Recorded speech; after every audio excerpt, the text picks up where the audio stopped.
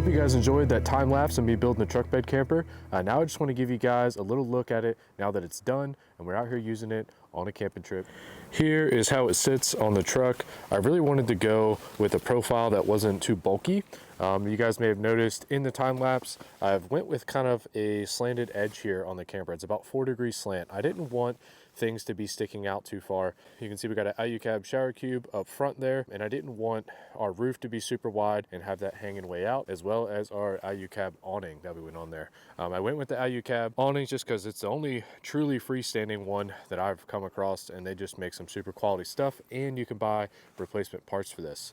If you guys are familiar with the Alucab campers, you'll know I got inspiration of this rear door and even inspiration for the rear latch from their campers. I think their design is awesome, and I really do love their campers. The only reason I didn't buy one is, first off, I wanted to build one, and second off, I wanted the roof to pop straight up. I didn't want to be stuck with a wedge camper, so that's how we ended up with what we have here. I also wanted to let you guys know I do have a full in-depth build series on this, so if the time lapse is the first video you're seeing and you want to know more details about this thing, no worries. I got a full, I believe it's up to 7 parts now, pretty much outlining every step of the way on this build, and I even have some blueprints for sale, and this will kind of help you get on the right track, figure out what material sizes you needed, what kind of cuts you're going to do, what kind of angles you're looking to get, and just overall construction methods of this camper. A lot of you guys are more capable than you know, and just giving a little bit of guidance from a set of blueprints can go a long way and get you on the road to building your own camper. We'll get the camper set up now and just show you some of the design and some of the features of it. First thing, we'll get into the back of the camper here.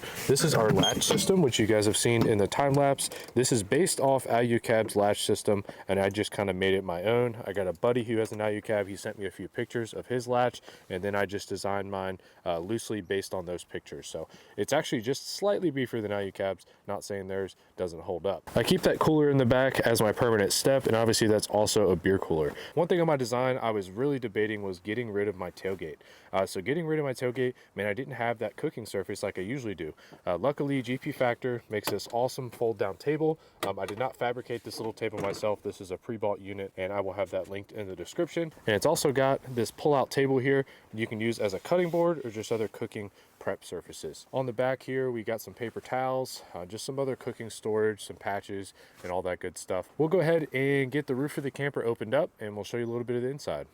Holding a roof down, as you may have saw it in the build, there's just one latch on each corner, and they're simply, you just pull them down like this, and they're totally out of the way. Now we can actually get up inside of the camper and raise the roof. First, I push up on the back side. Get that side locked in, and then we can start to raise the front.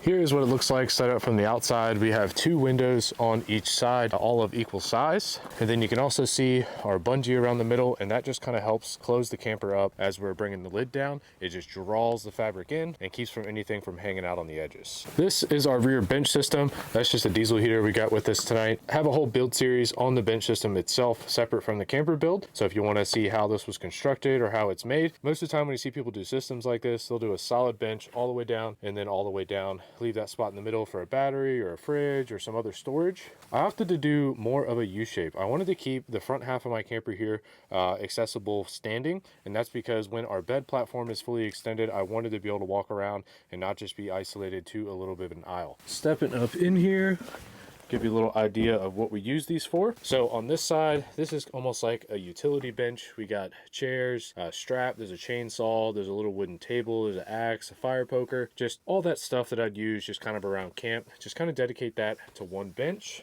We got some soft close hinges on there so they go down and not going to slam on you. Here in the back, we have a 10-gallon water tank. So this is actually a gravity-fed system. So it's held in with a little cradle and then a pawl to keep it from being able to move around. So you fill up your tank, and then we have a hose that runs all the way through here out to a spigot. So then we can wash dishes and everything all by gravity feed and not have to use any sort of electricity or any sort of pump. Just makes it nice and easy and reliable. We also have our Blackstone griddle as well as a jet boil. So this is just kind of cooking and water, and with some room for other stuff. You can see we got some propane. There's still plenty of room to stow away some other things in here. We did do some supports on our wood just to keep our lids nice and strong. On this side, it's for the most part empty and available for some sort of dry food storage or any of that, other that stuff. Tonight we just have some stuff for our trip, like some drink of water and some snacks. What you see here is actually our table for our rear system here. And I have it mounted in some 3D printed mounts that you guys may have seen on my Instagram stories. If you guys aren't following me on there, I do frequent updates on this as I'm building it out and kind of tinkering with it and adding some things. I'll show you guys that table here after we finish over the bed platform and all that good stuff. Some of you guys may have been wondering where we're going to be sleeping in this thing. So obviously this isn't enough room to stretch out. This platform slides out like this. Push a little down there.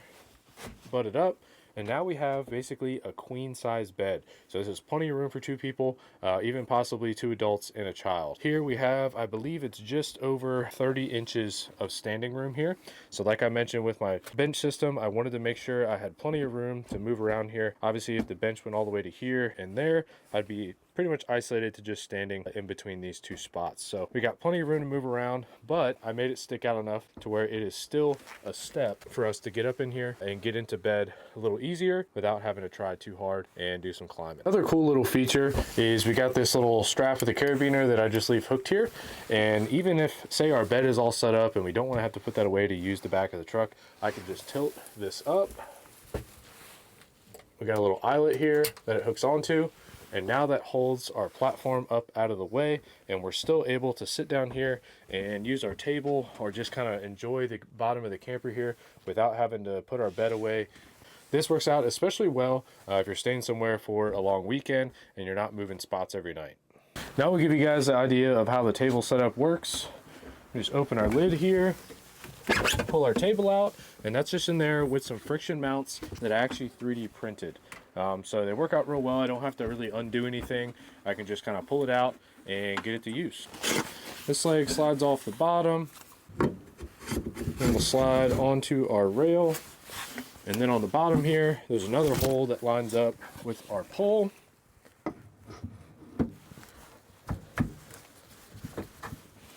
And now we have a fully functioning table that we can eat at, we can cook at, and just kind of hang out. I wanted it to be big enough for 2 people to enjoy a meal together.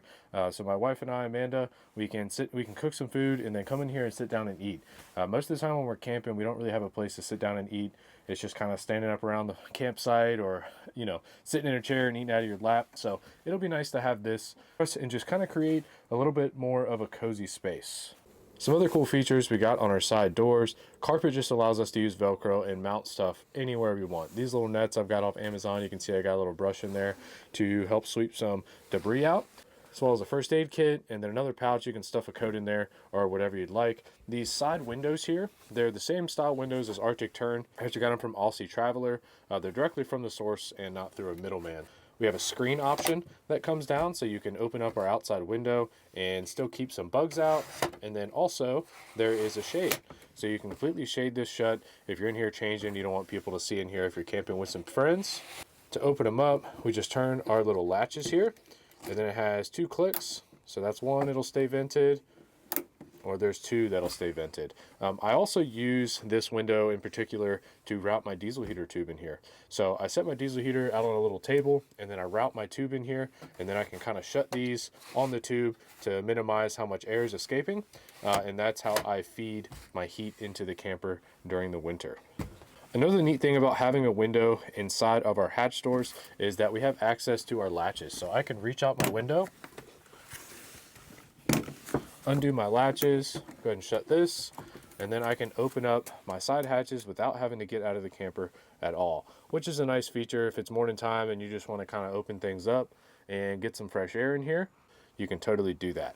When you go to close it, you can just grab your window here, and you can even close it in here. So you can push down like that, and now our hatch is shut. Those are lockable as well, so you can lock them up if you're parked somewhere sketchy and leaving the truck here for a little bit. As far as an electrical system goes, I don't have anything finished just yet. It's going to be powered by a simple EcoFlow battery bank that's probably going to end up sitting right there.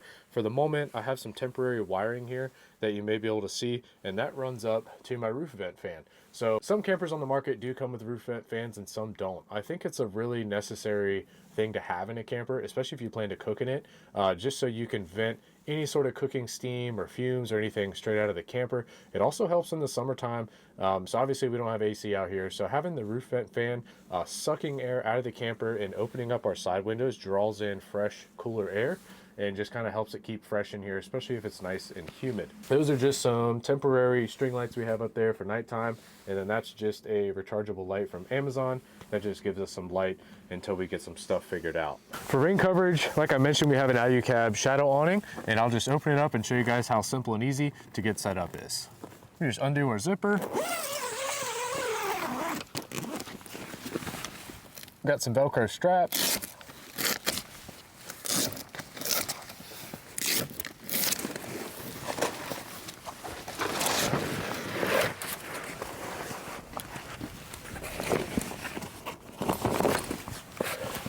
Then we just grab our one lead over here and walk it around.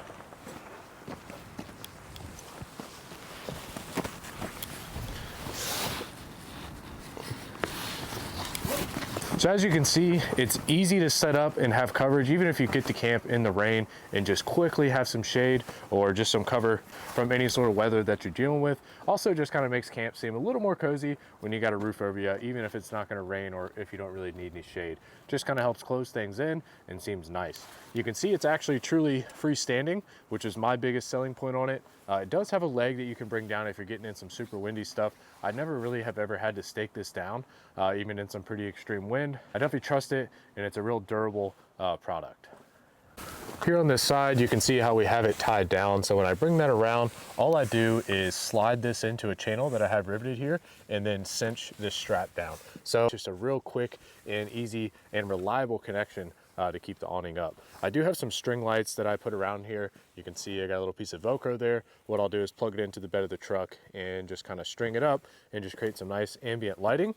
As far as our gap goes here, so you can see there's kind of this track here and then also Velcro. So right here is a gutter. All this does is unravel and basically thread into our track and then Velcro to that side. So even in the rain, I can leave this door open, have the awning set up, and have easy in and out access without having to worry about going through a drip zone to get in and out.